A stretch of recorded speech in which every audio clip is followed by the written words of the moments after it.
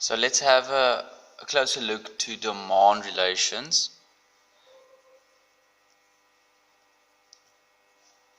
This is now when we're gonna have supply affecting the demand, like we spoke in that earlier videos, when we have basically your supply is gonna come in, affect the price, and that is going to be having an influence on my demand.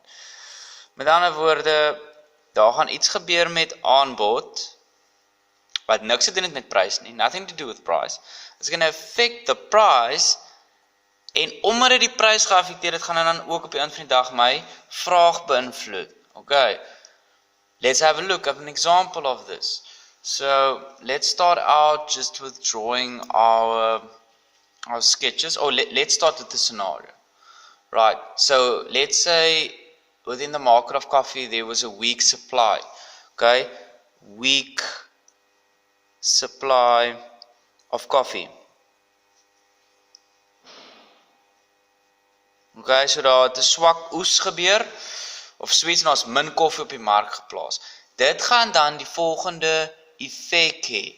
First of all, it's gonna be that the supply of coffee decreases. Okay, supply of coffee decreases. Second of all, because you have less coffee on the market, it becomes scarce. And what happens to the price of product that becomes even more and more scarce? As 'n produk skaars raak, dan raak dit duurder.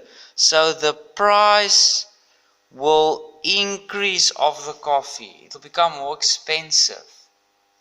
What happens if the price is affected and it goes up regards to demand? As die prys van iets duur raak, die wet van vraag gaan veroorsaak dat die vraag afneem. The demand will decrease because the price is now higher, because it's scarce, because there was a lesser supply of coffee. And because people need to choose between coffee or tea regards to substitute relationships. Die substituutverhouding tussen tee en koffie. 'n Mens gaan die relatief goedkoper een koop as gevolg van die wet van vraag. Die vraag, the demand na tee gaan styg. More people is gonna buy tea. And because there's a higher demand in tea, the price of tea will also increase. Now let's look at graphs to substantiate all of this theory. Now, this is the first time we're going to have more in-depth look at it. So we need to start having a look. Just quickly can draw my axis. Important, always the price on the x and on your y-axis it will be your price, and on your x-axis it will be the quantity. Now first of all, we're going to look at coffee.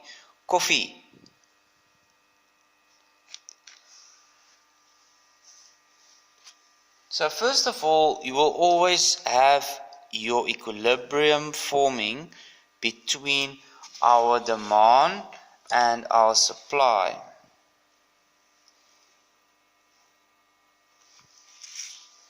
Okay, so first of all, we had a decrease in supply of coffee. This is always your supply. So supply, did it have any effect regards to price? No, that's why it's not a movement along the curve. Dis nie beweging langs die kurwe nie, maar is 'n totale nuwe kurwe wat veroorsaak. Daar's hoeveelheid. Dit raak minder, met ander woorde dit moet skuif na daai kant toe. Met ander woorde die hele nuwe kurwe vestig hierdie kant toe. Totally new supply curve. Now let's see what that means. Okay, so you'll have your price of 1 and your quantity of 1. Now, because of this decrease in coffee, you will move from point A, or let's call it E because it's equilibrium 1 or equilibrium, and it moved to equilibrium 2. By equilibrium 2 het ons 'n hoër prys. So daar is check. Supply went down, price went up. Price is op. Omdat die prys op is, het ons gesê wat gebeur? Demand towards it goes down. Waar's my vraag? Hierso. There is my demand. And actually, if you look at it, the demand went down because all of a sudden we had Q2. And this was actually a decrease, going down more towards the 0 mark. Okay, so this is what happened in regards to coffee. What happens regards to tea? Dis ook belangrik om na te kyk. Tee.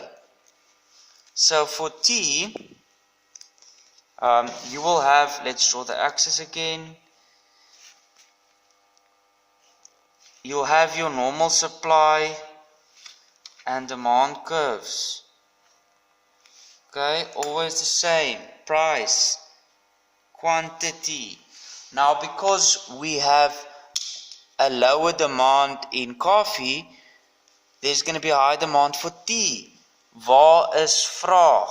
Vraag is die ene wat 'n indirekte verhouding het, that's demand.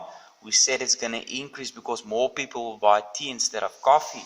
It's going to move to that side. That's why we have the curve moving all the way to that side. So it will form a new demand curve. Because kyk gou hier, dis waar die prys was, P1. This was the first equilibrium. Hoeveelheid 1. It moved. So now we move to price of 2, which is a higher price. Quantity 2. Wat het gebeur? Vraag na T is op, and actually because it increased, the price also increased from 1 to 2. So that's also checked. And you have a higher demand from Q1 to Q2.